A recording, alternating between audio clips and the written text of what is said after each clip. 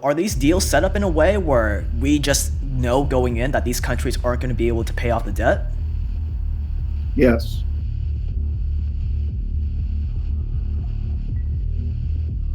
Most of these countries in both Latin America and Africa, we have these governments that have a long history of realizing that they can get rich by collaborating with colonial powers. We were always very careful not to break any of the anti-corruption laws of the United States, but there's so many great ways to do it without breaking the laws. At the same time, so you're saying, hey, in this hand, I got a few $1 billion for you and your buddies.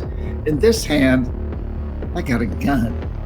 Now, I didn't ever carry a gun, but I knew the people we call the jackals were right behind us. And these are CIA assets who overthrow governments or assassinate their leaders. So that's when the countries told, you got to let the oil companies come in and take the oil, and you won't make much money off the oil because it's going to pay off your debt. And right now, China's very involved in that also, but the United States has a long record of doing it. As a matter of fact, Jake, what's happening now is China's coming in and offering better deals. I think the Chinese learned from the mistakes that Russia's economic hitmen and the United States' economic hitmen made. I don't think they're making those mistakes. They're going to make their own set of mistakes, but they're not making those.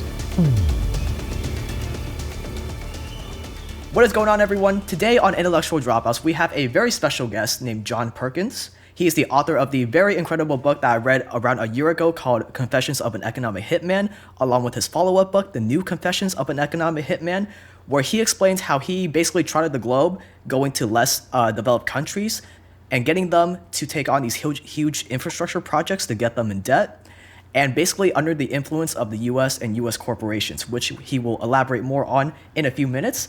Basically a modern day version of colonialism, but instead of with a gun or a sword, it's through debt. And this primarily took place, or at least his experience is in Central and South America. And I believe you went over a little bit in the Middle East too, in the book. Yeah. So, I think we're a lot in Middle East and Indonesia, but not a lot in Africa, but I have a fair understanding, I think. awesome, yes. And there seems to be a lot of similarities with what the US did and what John did with what's happening today in China with Africa. So that's what we're going to go over today as well. John has lived probably one of the most interesting lives that I've heard of. And when you read the book, it really is like unbelievable in the truest sense of the word. So for people who haven't read your book yet, what is an economic hitman and what is your story as an economic hitman? Well, so Jake, let me first say that my official title was I was chief economist at a major international consulting firm.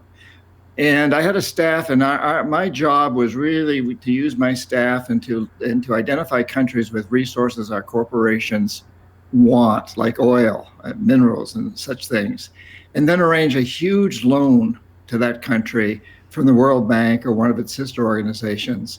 But the money didn't go to the country. Instead, it went directly to our own corporations, U.S. corporations, to build big infrastructure projects in those countries, things like power plants and industrial parks and highways and ports that benefited, first of all, our companies that made huge profits off these things. And second of all, a few wealthy families in these countries, families that typically rule the countries with an iron thumb sometimes, and they benefited because they own the industry, they own the commercial establishments, they own the banks, they owned all of that. And so more electricity, better electricity, more highways and ports, that helped them. But the problem was that the loans also worked. The collateral for the loan was the resources that were still under the ground, usually, like oil that had been exploited. And so the idea was that they would take on these loans, and over time, they would allow our corporations to come in and take their resources. And in the meantime, they had to pay off interest on the loans. And so most of the people in the country suffered terribly. Money was diverted from education, healthcare, and other social services to pay off the interest.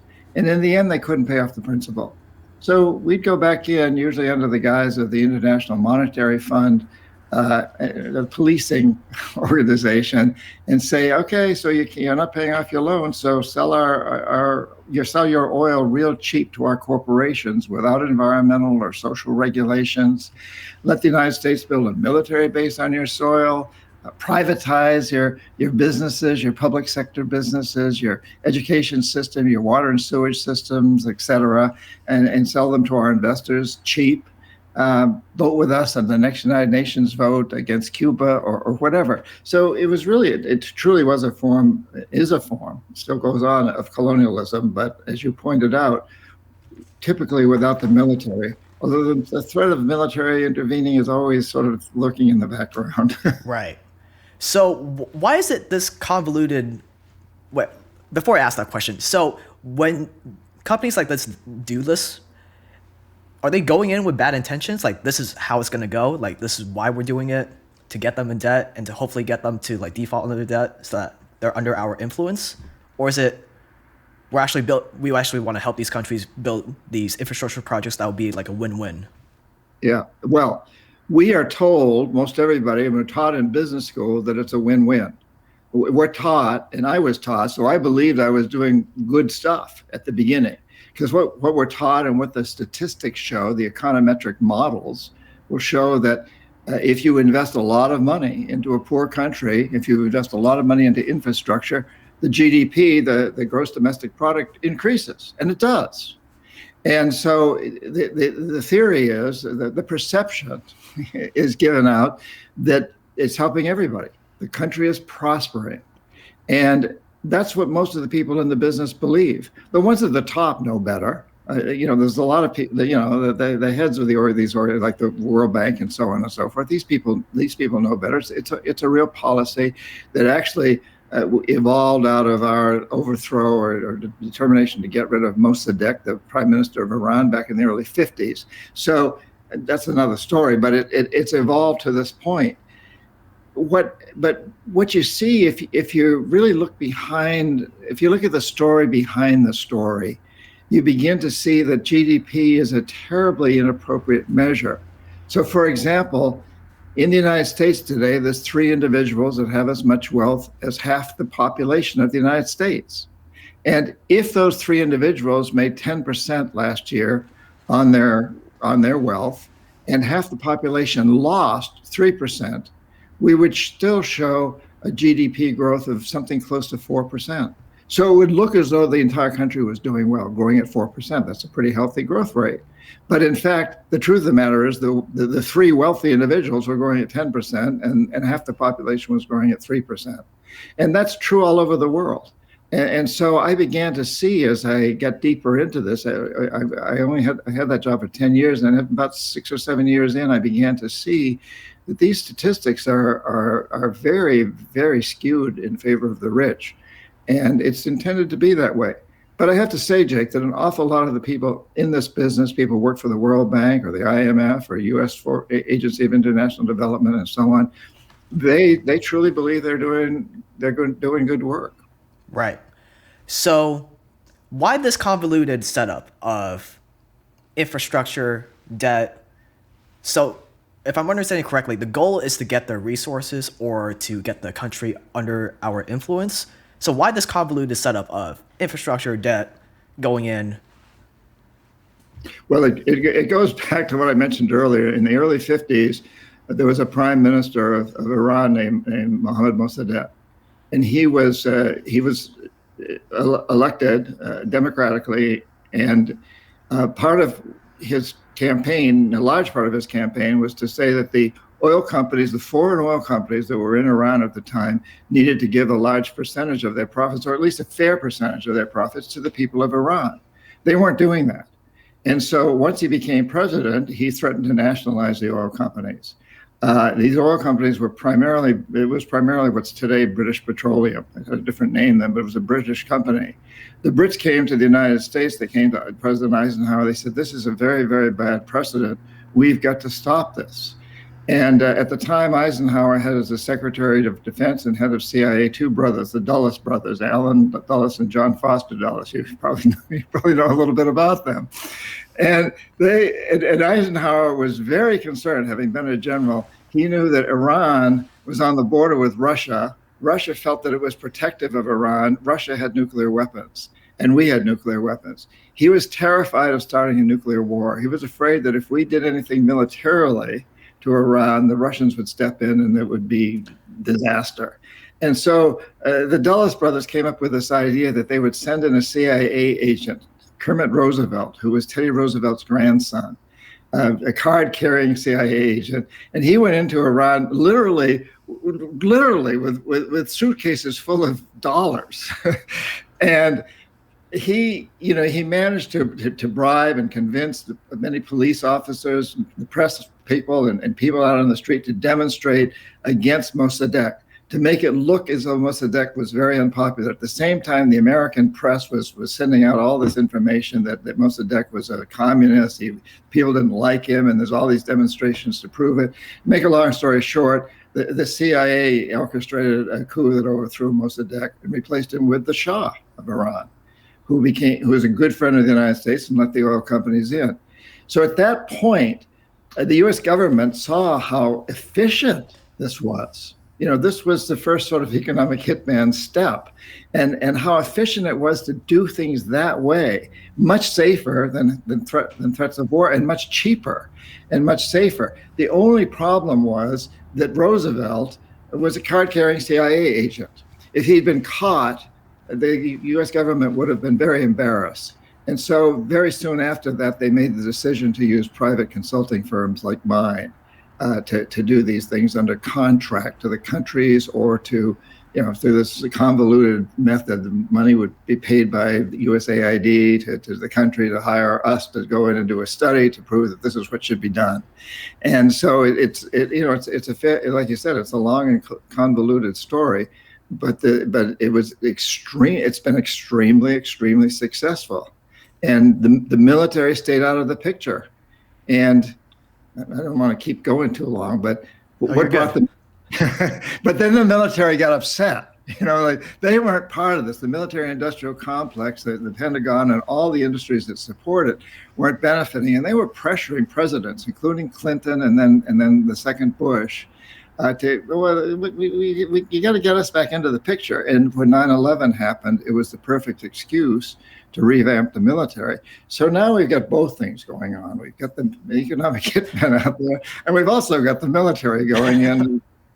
So we're kind of, we're staged beyond where we've ever been before.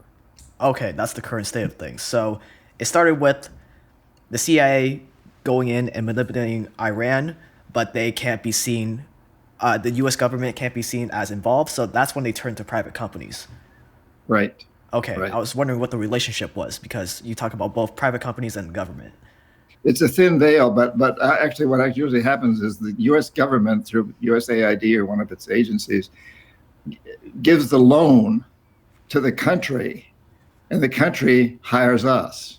So Equitable, the loan from USAID, hires my company, which the name was Charles T. Main. It's since changed, and hires us. So the paper trail goes back to the country borrowing money to hire somebody, and they choose us. Okay. But it's very clear when they get the loan, or actually the first thing to hire the company to do the studies is a grant, so they don't even have to pay interest on it or anything. Yeah. And it's very clear that you've got to hire Charles T. Main or some other American company to do the studies. And it's very clear to us when we go in to do the studies that we better come to the right conclusions if we want to keep. Oh, okay. Keep getting these great contracts. Okay, so yeah, that's what I found really clever was, you're giving foreign aid, which looks and sounds really generous and helpful and altruistic, but then the money goes straight back into U.S. companies and U.S. contractors. So the country you're trying to help just ends up with debt and an infrastructure project that may or may not be profitable. Am I getting that correctly? Yes, and the infrastructure project probably is profitable for the wealthy families. Okay. And in most of these countries, in both Latin America and Africa, we have these governments that have a long history of realizing that they can get rich by collaborating with colonial powers. In Africa, you had just about every European country involved in one way or another, and the same in Latin America. You had the Portuguese and the Spaniards, and then us. And these families who tend to control the countries, even though a country may say it's a democracy like Colombia, there's about 15 families. They're big families, but you don't really get to play in the game unless you're part of that group. And these people learned throughout history that if they just collaborate with the colonial powers, if they strike the deals, then they will do very, very well. And, okay, so our people aren't going to do so well, but we're going to do really, really well. And we'll put the money in the Miami banks. Okay, so there's incentives on both sides for this. Makes Yes. sense. Can you walk through like a general framework of what happens when you go into a country? Like a country gets foreign aid from the U.S., the country hires your company, and you're tasked to go into the country and conduct your studies. Can you walk through like what generally happens and how you pitch it, how you sell it? Yeah, well, let me give you a cartoon version to begin with, okay? And this is simplifying it because in every country it's a little different how you deal with the president or the minister of finance or whoever you're dealing with. But let's say you're the president of this country, and I walk into your office and I say, "Hey, Jake, we'd like to make you this big loan. We've done this study. You some of your people paid for. You were given a grant for us to do this study. We've concluded that the World Bank ought to lend you a few $billions to build a power grid. And in the process, you and your friends are going to get very, very wealthy. Hey, your brother owns the John Deere franchise, doesn't he? Oh yeah. Well, we're gonna run a lot of his equipment, and we'll pay him a premium. And you don't quite say this, but the idea is we'll pay him $2 million for equipment worth $1 million. And your sister-in-law's got the Coca-Cola franchise, right? We're going to buy a lot of Coca-Cola. And incidentally, we'll make sure that all the children of you and all your friends get into colleges in the United States, and we'll give them scholarships to go. So there's all these ways of kind of bribing legally. And so we were always very careful not to break any of the anti-corruption laws in the United States. But there's so many great ways to do it without breaking the laws. At the same time, so you're saying, hey, in this hand, I got a few $1 billion for you and your buddies. In this hand, I got a gun. Now, I didn't ever carry a gun, but I knew the people we call the jackals were right behind us. And these are CIA assets who overthrow governments or assassinate their leaders. And every one of these heads of countries in Africa, they all know about Lumumba and others. And in South America, they know about Allende of Chile and Arbenz of Guatemala, and everybody knows about Mossadegh and Diem of Vietnam, and on and on and on. The United States has a history. We've admitted to many of these. Henry Kissinger admitted to many of these things, and so has it's come out in a lot of different ways. So these leaders know. So think about it, Jake. I'm sitting here saying, Jake, here's a few $1 billion for you and your buddies, or the guys with the guns will come in. What are you going to do, Jake? Signing right away. Exactly. Yeah. And I've talked to some of these leaders afterwards who have integrity, and they'll tell me, I saw my job. I could not fight this system. The best I could do was stay in power and do whatever I could to help to get as much money as I could into the education system or the healthcare system, because I knew if I didn't play the game, they would get rid of me and replace me with someone who would be terrified to do anything except play the game. Right. That's crazy. Yeah. So is part of the incentive of signing these loans is that, you get to show your constituents that you're pioneering this infrastructure project that's going to bring all this prosperity. Is that part of it too? Oh, yeah. We produce these very fancy reports that prove that this money is going to increase GDP. And it will. It will. And again, we realize, I came to realize, it took me a while because in business schools, you're taught that GDP is, it's the holy grail. But when you really look into it, GDP truly measures the wealthy. It's totally biased toward the wealthy all over the world. But these fancy reports say, well, the economy is going to grow, and then the president and everybody else can take these reports out and give them to the local newspapers in their country, and and the message goes out, hey, Ecuador, Colombia, Botswana, whatever, we just got this great loan, and we're going to be able to improve our electric system and our port system. And the experts overseas have shown us that when we do this over the next 15 years, our economy is going to grow by 8 or 9% a year or something. Okay. So the GDP is going to go up, but all that growth is centered around the wealthy families in power. Right. Okay. Right. And meanwhile, the country is being robbed of its resources, and its education system and its social, all of its social support systems are being cheated. Okay. So if these infrastructure projects are up and running and they're profitable, at least for the wealthy families, and GDP does go up, where does the overwhelming debt payments come in? So is a project not profitable enough to support the debt payments, or when is that bearing of the debt comes in? That's then where the underground collateral comes in. So that's when the country's told, you got to let the oil companies come in and take the oil, and you won't make much money off the oil because it's going to pay off your debt. Right now, China is very involved in that also, but the United States has a long record of doing that. So, okay, you owe us all this money, and it's collateralized with your oil, or maybe it's your copper, or your gold, or your silver, or your diamonds, or whatever it is. And in some cases, it's your markets, your populations. That can be used too. But now you've got to give us permission to have unfettered access to those resources. You've got to give our corporations the rights to those resources. So are these deals set up in a way where we just know going in that these countries aren't going to be able to pay off the debt? Yes. And again, I want to stress that there's a lot of people in this business that don't know that. They think that this is all up and up, but but the fact of the matter is that is the way it's set up.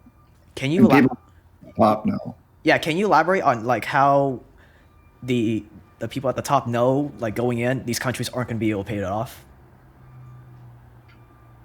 Well, it doesn't take much to know that if you really understand the situation. Okay. And the people who are running organizations like the World Bank and the Inter-American Development Bank and the Asian Development Bank and the IMF are at the top, are very savvy about these things, and a lot of them at the highest positions have come out of these countries. So you'll find, if you look at who's in charge, I don't know right now, but who's the vice president in charge of Latin American affairs at the World Bank, and I don't know right now who it is. Yeah. Chances are it's somebody that was the Minister of Finance of Argentina or Colombia or Brazil or someplace like that who's been on the other end of it. And so these people at the top have a very good knowledge of what's going on, and it's their friends back home who are gaining from these incentives. And at the same time, a lot of the Americans involved in these things have come out of these industries. They've come out of the oil industry or the copper industry or the international industry. So there is that. But I do want to emphasize that there's a lot of good-hearted, good-minded people in these organizations who think they're doing the right thing, and that's part of what really bothers me, is how our education system collaborates, conspires, if you will, to convince people that this is a good approach. Right. So what happens when a country that you're going after can't pay its debts? You elaborated on it a little bit, but can you go into a little bit more detail? We're so happy. We're just so happy because the IMF goes in and restructures the loan. International Monetary Fund, for those that don't know. And it creates what are called SAPs, structural adjustment policies and conditionalities. And it goes in and says, we will restructure the loan. So make it a little easier for you to pay off your debts. But in return, you're going to have to privatize your water and sewage system or your school system or your electrical system and sell it to our investors at very, very reasonable prices. Or let us build a military base on your soil, or something along those lines. Vote with us at the United Nations. That sort of thing. So there's these demands made, and included in all of that is you've got to keep your government stable. We don't want those socialists getting to be too powerful. So we've got to keep your government stable. You've got to keep it on our side, and you've got to be friendly to our corporations. You've got to work with us on World Trade Organizations, support us in what we want to do with those in terms of tariffs and subsidies and so on and so forth that favor our companies. Okay, makes sense. So when a country can't pay its debts, we basically go in and use that as leverage to basically just get whatever we want, all the conditions we want. Correct. Okay. And what happens if they don't play along? Like they just stop paying or something? Because that was a really common question on the last video I made, so I wanted to make sure I asked that. Well, it's happened.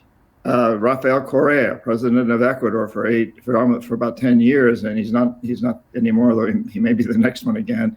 He had a PhD in economics from the University of Illinois. He understood the system. And when he first took office, he appointed an Ecuadorian commission to look at the debt.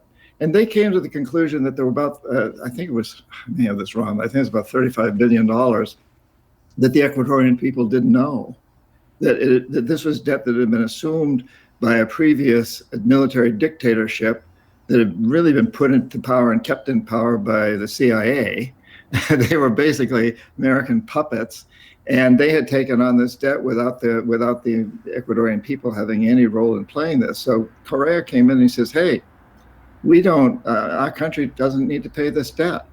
And the World Bank was irresponsible in putting this debt on us. And if you want to go after anyone, go after the military dictators who've since left and they live in Miami or Switzerland or someplace. Go after John Perkins. He's actually said that. And Raphael and I have become friends. We but anyway, go after those economic hitmen. They did it. But we don't owe that money. And so he refused to pay. And in the end, there was a negotiation, and I think Ecuador ended up paying about 30 cents, or maybe it was 40 cents on the dollar. So they came to an agreement. Iceland did something similar, and famously, after the 2008 recession and the crisis, then Argentina has refused to pay the debt. So what's interesting here is when these countries do it, and they have smart enough leaders who know how to speak the language, like a Correa, who's got a PhD in economics, or the bankers, the people of, Iceland, they're usually pretty successful at renegotiating on one level or another. And when countries like this ask for my advice is, what should we do? I say, well, what you really ought to do is a bunch of these countries ought to band together. And they haven't been very successful at that. They don't have a very good history of working together. Ecuador and Peru are often at war with each other. They don't really work together. Venezuela is not liked by anybody right now in South America. And so, but if they could all come together and say, hey, we got screwed by you guys, and we're getting it now. We read John Perkins' book, We know what an economic hitman is, and so we're not going to pay, all of us. And then something would have to happen. And as a matter of fact, Jake, what's happening now is China's coming in and offering better deals. Right. Okay, let's get into that then. So when I looked into what China is doing with Africa right now, there are a lot of similarities. They're also doing the thing where they offer a loan, but the African country has to use Chinese contractors. Their loans have to be backed by collateral in terms of like their natural resources. So if they can't pay, China can come in and take their resources or take over the infrastructure projects, like what happened in Sri Lanka with their ports, and I believe something similar happened in Angola with their resources. So what are your thoughts on that? I know you primarily worked in Central America, Asia, but what are your thoughts on what China is doing? Well, it's very, very different. It's very interesting because I was recently speaking at a big international conference in St. Petersburg, Russia, and then in Kazakhstan, with there were 12,000 people in Russia, including Putin was there, and Secretary General of the United Nations Guterres, and I got to know Sergei Glashow really well, and he is the top economic advisor to Putin. And he's been very critical, actually, as some of Putin's things. He says, Putin hires me to be critical of him. He's a very interesting guy, and we traveled to Afghanistan together. One of the things Sergei said to me, he said, I think the Chinese learned from the mistakes that Russia's economic hitmen and the United States' economic hitmen made. I don't think they're making those mistakes. They're going to make their own set of mistakes, but they're not making those. And so actually, President Xi has gone on record as promising, and I've got in front of me right now the 4 points that he's recently made as a promise to any country where they go in. And you're quite correct that they go in and they bring in their own workforces, they bring in their own engineering companies, and they use resources as collateral, just as we did. But he's also promised that 1, we won't interfere in other countries' internal affairs. 2, we won't impose our will on other countries in any way. 3, we won't attach political agendas to assistance programs. And 4, we won't seek selfish political gains through our investment and financial policies. So that's in direct contrast to what the World Bank and the IMF have done. And you've got, China has these 2 major international banks, the BRICS Bank and the AIID, the Asian Infrastructure Investment Development Bank, and so they've been very clear that they're about trade and that they're not about influencing a country's policies. We were very clear that we wanted to influence countries' policies, and so I think that's very smart of the Chinese, and I hear this over and over from my friends in Latin America, and I'm sure it's true in Africa, because now, I think 53 African countries have really aligned themselves with China and the new Silk Road idea. But what I hear over and over is leaders in Latin America, whom I know, and Korea being one of them, has said, well, we'd much rather take loans and aid from China than the United States, because they don't make these demands on us. And they've never assassinated one of our leaders. And they've never overthrown one of our governments. And they've never built a military base on our soil. And they've never required that we sell off our public businesses, our utility companies and so forth to them. And they've never asked us to keep certain kinds of governments. And President Xi and other Chinese have said, China, we developed, that's the other thing, that they can show over 30 years, they had economic growth of more than 10%. That's never happened before in history, at least in any history that any of us can find.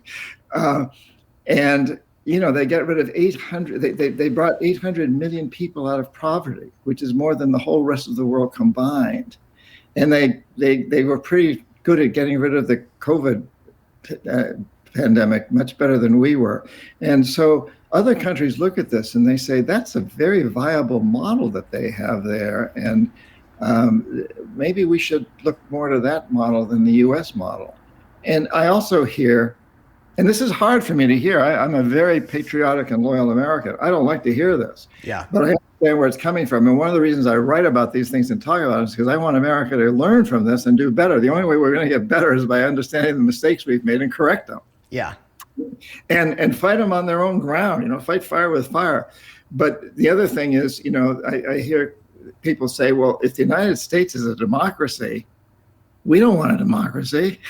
Yeah. You've got a dysfunctional Congress. They never agree on anything. The Republicans will never vote for any Democratic initiatives and vice versa.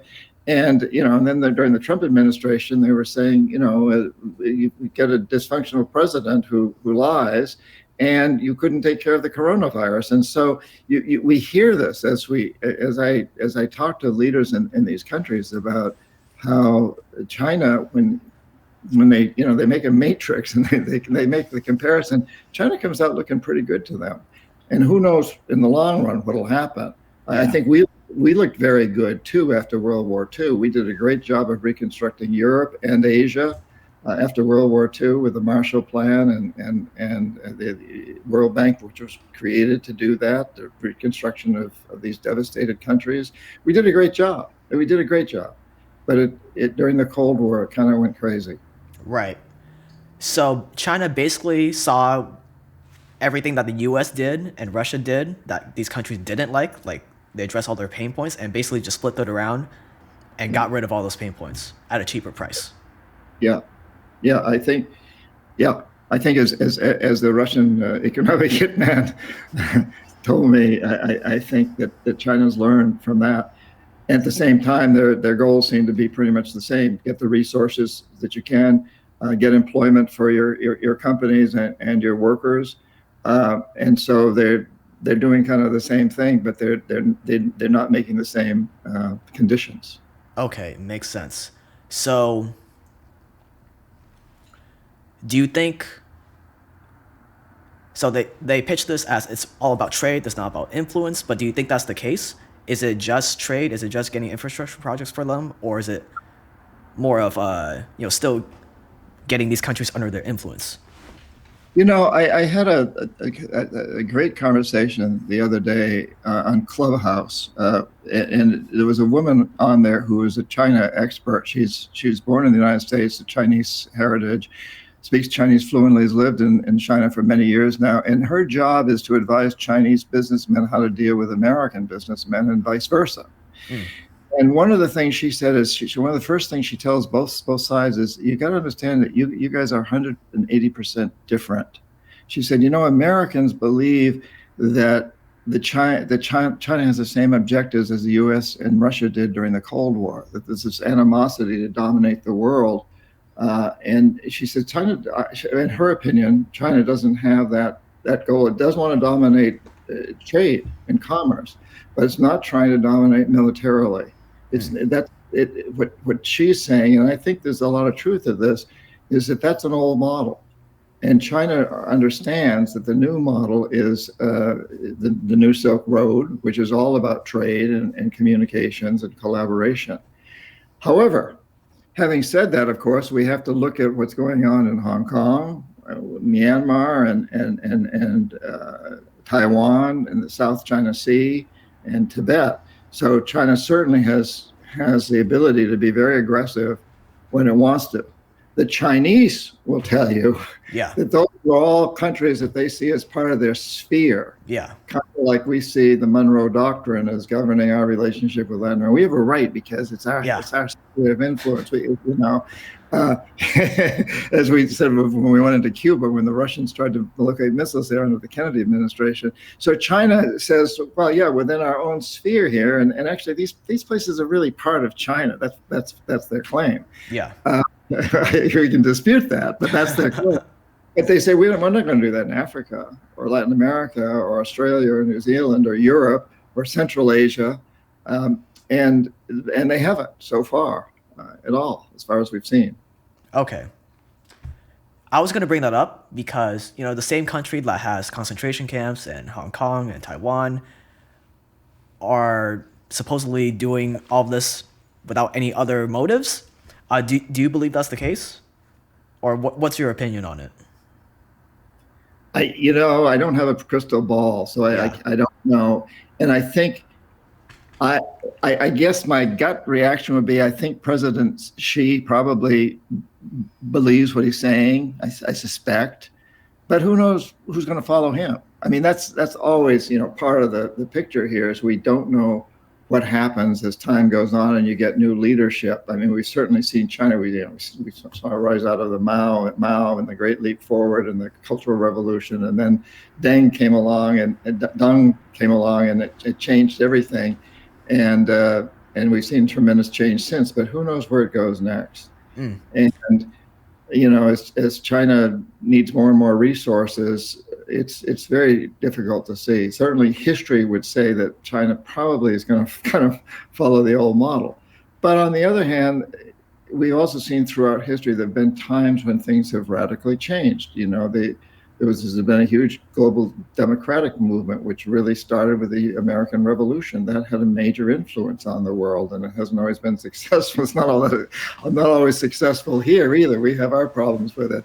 But there are times when major change occurs, and it's just possible that this is one of those times.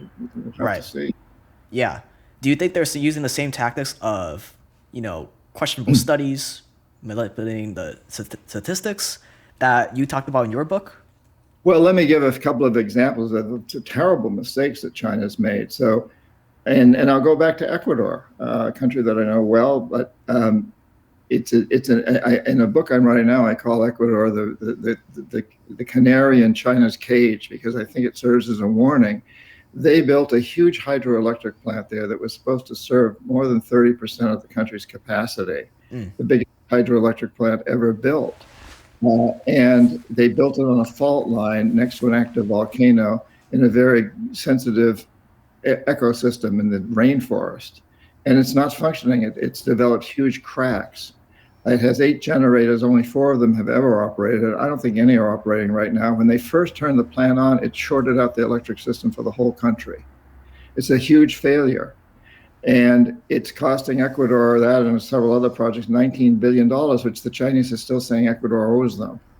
So, and that's caused a lot of resentment. I think it's a huge mistake. China's building some big mines in the Amazon area, and they're building them. I think that most of the engineers would say it's shoddy engineering. The dams are likely to break, the dams that hold back cyanide, mercury, and other toxic chemicals that are used in processing gold.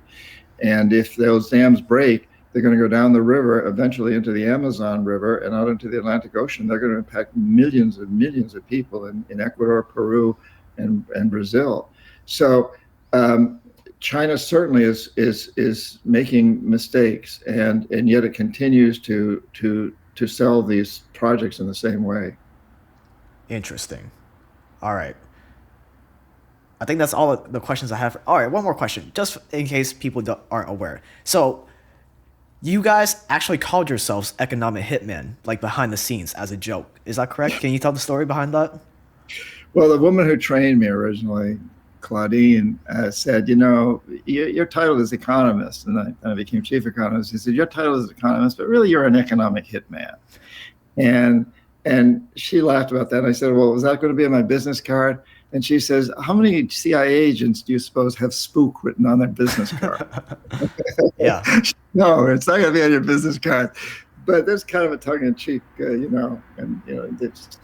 spies don't call themselves spies. They're the commercial attaché at the embassy or something like that. So, but we did use the term sort of tongue-in-cheek. And sometimes, we'd be sitting over a few beers and the Hotel Indonesia in Jakarta or someplace, and you say, well, tomorrow we're going to make a big hit. That's awesome. John, I really enjoyed talking with you today. It was super enjoyable and really eye-opening. Where can people find you? johnperkins.org. I'm on Twitter, Facebook. I'm doing some stuff on Clubhouse and everywhere. But the best place to go is johnperkins.org. I'm an org. Not a org. Yeah. Yes, that will be linked below along with his books too, in case you guys haven't checked it out. I highly recommend you guys check out at least Confessions of an Economic Hitman, because extremely eye-opening, extremely good read. John, thank you so much for joining us today, and it's been really good talking with you.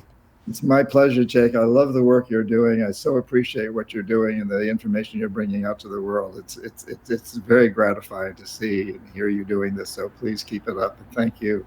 That means a lot coming from you. Thank you so much. So what do you guys think about this interview? I, for one, had a really great time talking with John, and I really enjoyed this conversation, so let me know what you guys think in the comments below. And if you want free Bitcoin, you can grab up to $250 in free Bitcoin by going to blockfi.com/Jake with this link on the screen and below. You guys can connect with John at johnperkins.org and check out his book, Confessions of an Economic Hitman, with the link below. Again, highly recommend that book. If this is your first time here, we have dangerous conversations just like this one for dangerous minds like yourself, so you might as well subscribe because you have nothing to lose and everything to gain. That is going to wrap it up for this interview. Thank you so much for watching. You've been awesome. This has been Intellectual Dropouts. I'll see you guys in the next one.